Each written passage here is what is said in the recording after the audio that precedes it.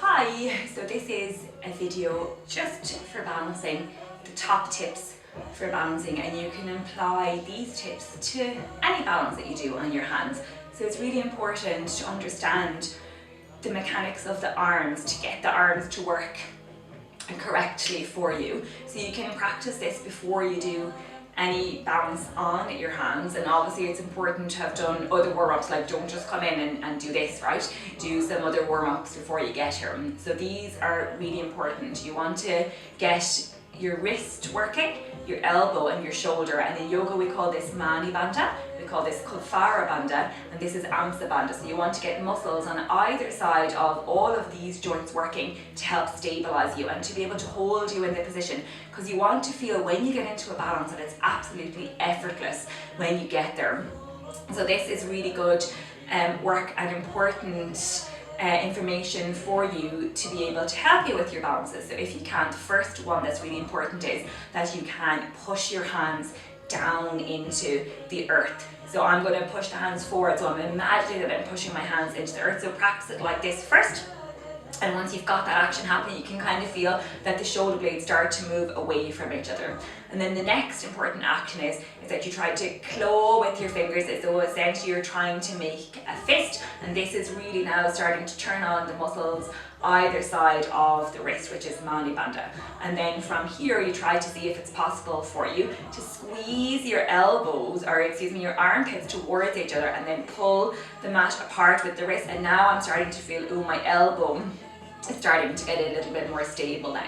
And you can take one of your hands and just feel all the muscles along the other arm. So I'm using my right hand to feel the muscles all along my left arm, and they're really, really firm and really, really steady, but I don't feel that I can't breathe as I do it. So it's important to always make sure that the breath is flowing nice and beautifully as we do any kind of a balance, because as soon as we hold our breath, we're restricting the energy, we're restricting the movement that we're trying to achieve. So again, try again. So press your hands in front, pull with your fingers, and squeeze your armpits and pull the mat apart with your wrist, and just notice, ooh, I feel really stable and really strong. And now you have to try your best to apply all of that knowledge when you put your hands onto the earth. So it's really important when you're balancing that you feel comfortable, and the best way to help yourself feel comfortable is to have a cushion, and in this instance I'm going to use a bolster. So you can put that down on the ground in front of you, just like that, so that if you do unfortunately go to tipple over,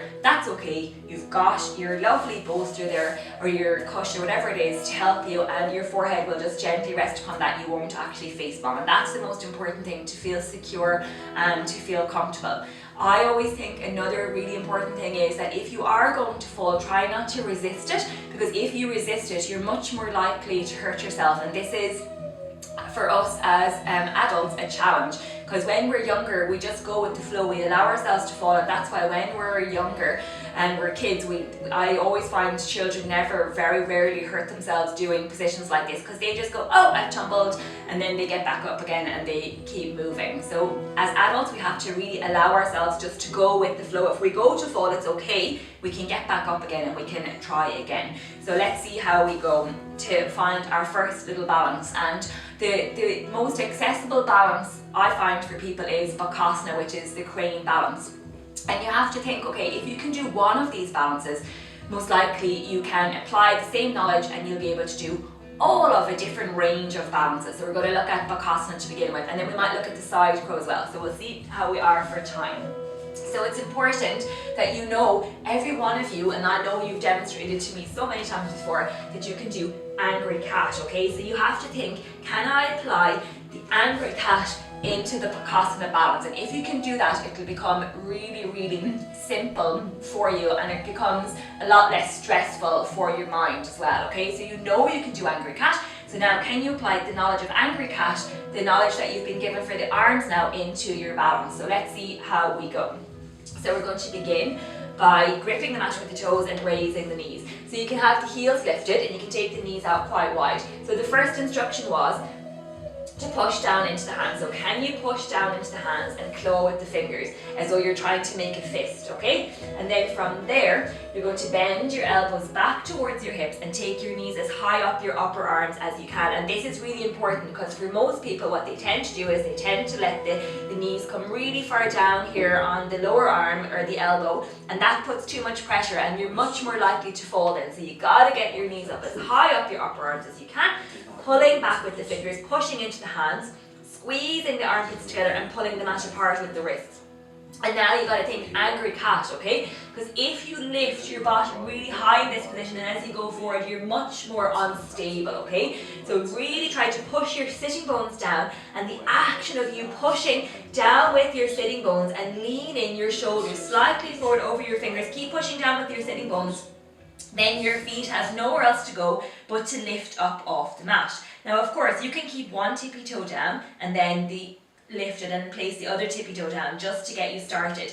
And the idea is that if you feel, oh, I'm going to fall forward, and you want to not fall forward, if you pull your fingertips up, immediately it puts you back down onto the earth. So these are all really good tips for you to know when you're doing your balancing on your hands. Another important tip that I find is really good, and I hate to say, oh, get angry in your yoga practice, but I think for me this really does help me. So I'm really thinking like I'm an angry cat, okay? So to be an angry cat, you claw with your fingers, of course, yes? You round your upper back upwards, all those rules, push into the hands, try to squeeze the armpits towards each other, try to pull the mat apart with the wrists. Knees are up against the upper arms, you're squeezing those knees against the upper arms. And you're drawing your chin and you're becoming angry, round that upper back upwards, push down with the sitting bones, and then it's little to no effort for the toes to come up off the floor. And you're just trying to find your balance there, breathing comfortably. And of course there's lots of variations to this position, but again, if you can start to really figure this one out, then you'll be really on a really good pathway to move into the other variations.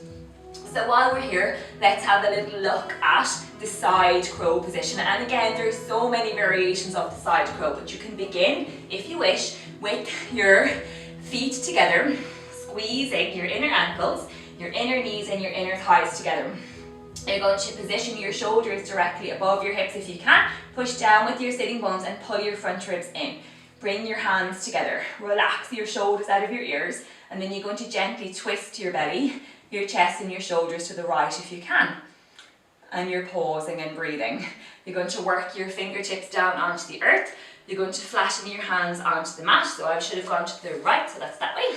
All right, and then from here, as you pull back with your fingers, push into your hands, bend your elbows back towards your hips. Now, if you're lucky to have the flexibility to get your right elbow in by your right hip, then that's amazing. But for a lot of us, we're not able to do that. But I'm going to show you it that way first. So now I have a really good foundation here. When I do it like this, there's much less risk of me falling, okay? Because I'm using my two arms to support me and hold me, okay? So I'm pulling in with the front ribs, I'm bending the elbows back towards the hips, I'm allowing the weight to move slightly forward, and then I begin to lift my toes up off the floor. So it's exactly the same principle as the other one. Keep the chin drawn in, and you're just finding your balance there.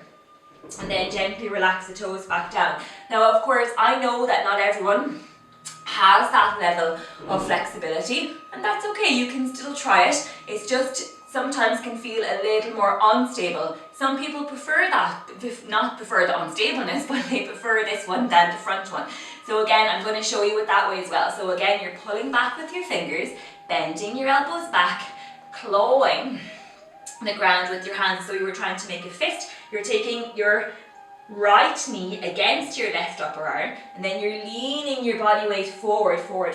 Your feet have nowhere else to go but to lift up off the mat, and you're trying to push down with your sitting bones, rounding your upper back upwards, your chin is in, and you're just finding a balance there, breathing comfortably in this position, trying to make it as effortless as you can. And then you relax the toes back down, pausing, bring your hands together, and then unraveling back to the center. So those are just a few of my top tips for you to help you when you're doing your hand balancing. So again, in your mind, if you can go through very simply those little checklists, I guarantee it's going to really enhance your hand balancing practice. So again, what are the top tips? Press your hands into the earth, claw with your fingers, squeeze your armpits towards each other and pull the mat apart with your wrists, and you can feel it for yourself.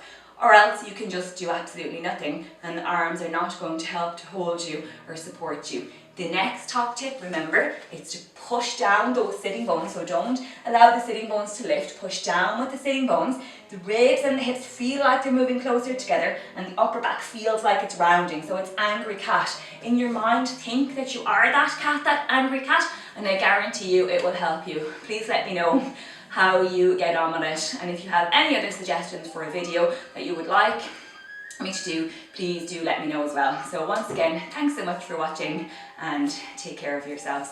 Bye bye.